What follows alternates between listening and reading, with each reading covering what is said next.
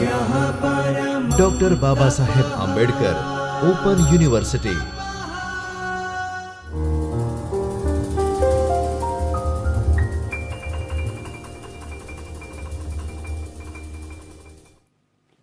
नमस्कार विद्यार्थी मित्रों, doctor Baba Saheb Ambedkar open university Ahmedabad के चैतन्य स्टूडियो से मैं आकृति चंद्रा, असिस्टेंट प्रोफेसर हिंदी, आप सभी का स्वागत करती हूँ। विद्यार्थी मित्रों, आज हम द्वितीय वर्ष के पंचम प्रश्न पत्र की इकाई 5 संज्ञा और सर्वनाम, परिभाषा और प्रकार के भाग 2 का अध्ययन करेंगे। भाग 1 के अंतर्गत हमने संज्ञा को पढ़ा था और आज भाग 2 के अंतर्गत हम सर्वनाम के बारे में जानेंगे। जैसे मान लीजिए हमने ये लिखा है कि श्याम मेरा भाई है। श्याम 12वीं कक्षा में पढ़ता है। श्याम को पढ़ाई करना बहुत अच्छा लगता है। श्याम की लिखावट बहुत अच्छी है। श्याम अपनी कक्षा में प्रथम आता है। इसमें श्याम श्याम हर वाक्य में श्याम आया है, जो कि पढ़ने में और देखने सुनने में भी अच्छा नहीं लगता है।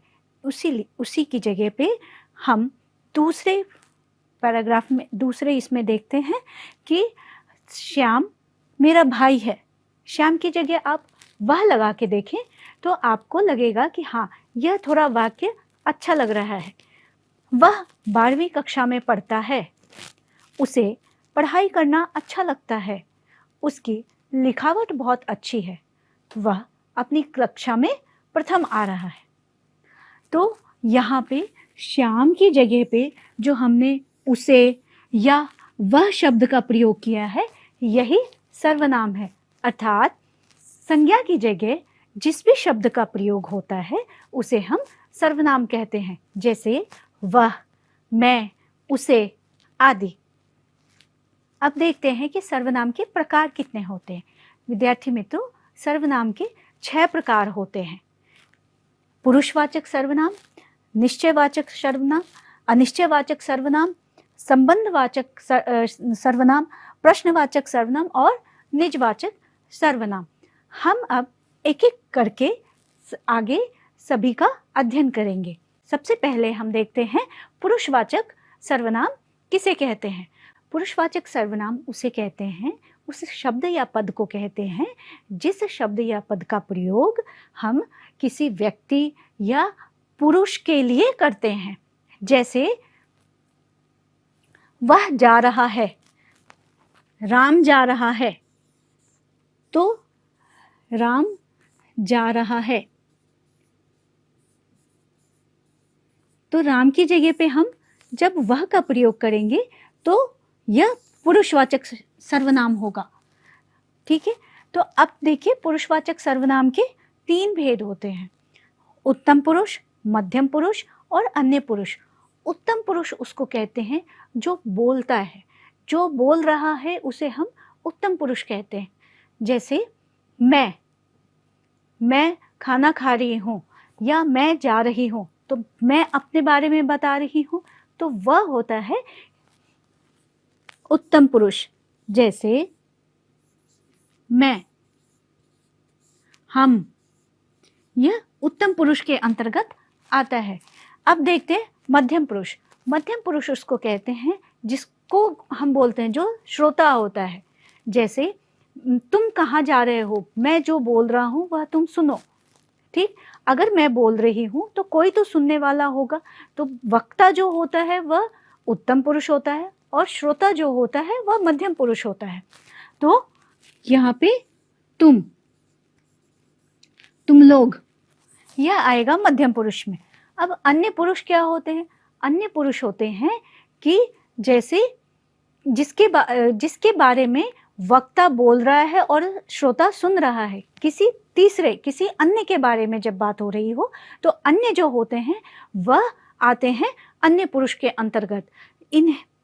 इसमें किसी व्यक्ति का नाम या फिर वह आता है। जैसे हम लिखते हैं, जैसे मैं राम के बारे में बोल रही हूँ, ठीक है, या मैं सर्वनाम पढ़ा रही हूँ। ठीक, तो मैं उत्तम पुरुष, आप सुन रहे हैं, या मैं तुम्हें सर्वनाम पढ़ा रही हूँ। तो मैं हो गए उत्तम पुरुष, तुम यानी कि आप लोग जो विद्यार्थी हैं वह हो गए मध्यम पुरुष, और सर्वनाम जो है वह हो गया अन्य पुरुष की श्रेणी में आएगा। तो यहाँ पे जैसे राम के बारे में अगर मैं बात करूँगी कि मैं आपको राम के बारे में बता रही हूँ, तो यहाँ पे राम या वह, यह सब जो है यह अन्य पुरुष की श्रेणी में आएंगे।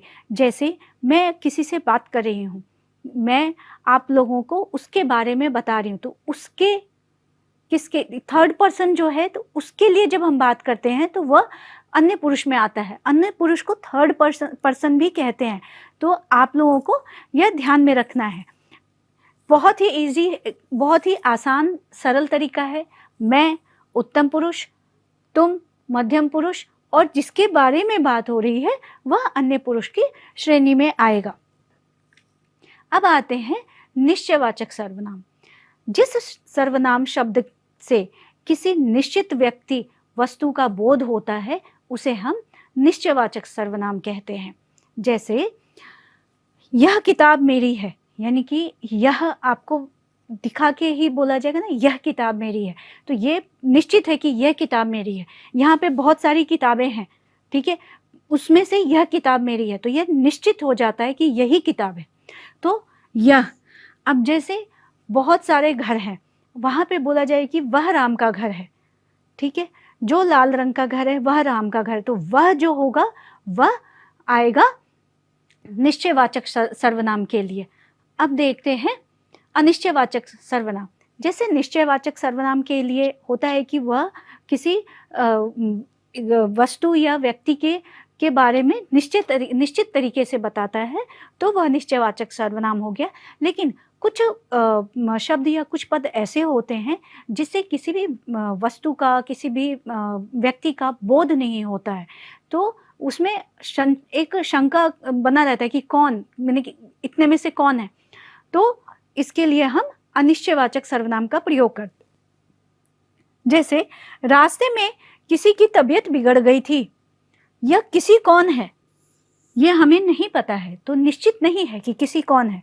किसी पुरुष है, महिला है, स्त्री है, बच्चे हैं, या अगर कोई है तो किसी उसका नाम, तो ये नहीं पता है, तो इसलिए किसी के जगह पे हम जो है ये हम अनिश्चयवाचक सर्वनाम का प्रयोग करते हैं किसी शब्द के लिए। उसके बाद कोई मदद करने वाला नहीं था, तो कोई में भी अनिश्चितता है। कुछ मदद करने के लिए रुक गया, मैं कुछ मदद करने के लिए, मदद में भी कौन सी मदद कर रहे हैं, कितनी मदद कर रहे हैं वो नहीं पता है, तो कुछ मदद करने के लिए रुक गया। देर हो गई है इसलिए आज कहीं घूमने नहीं जाएंगे, तो कहीं में भी निश्चित नहीं है कि किस जगह पे हम घूमने जाएंगे, तो यह सारा जो है वह अनिश्चयवाचक सर्वनाम के अंतर्गत आएगा। अब आता है संबंधवाचक सर्वनाम। वह सर्वनाम शब्द जिससे दो वस्तुओं या व्यक्तियों के पारस्परिक संबंध का बोध होता है उसे हम संबंधवाचक सर्वनाम कहते हैं। जैसे जो सोएगा सो खोएगा, हम बोलते भी है ना कि जो जागा सो पाया, जो सोया सो खोया, तो यहाँ पे जो शब्द है वह क्या है, वह संबंधवाचक सर्वनाम है। उस देखिए, जो बोओगे सो काटोगे, ठीक है, तो ये जो सो है ये बोने के लिए कि जो बोया है आपने वही काटोगे, तो ये एक संबंध दर्शा रहा है। उसी तरीके से जो पढ़ेगा सो जानेगा, अगर आप कुछ पढ़ेंगे तभी तो उस चीज़ के बारे में जानेंगे, जो पढ़ेगा सो जानेगा। अब देखते हैं प्रश्नवाचक सर्वनाम।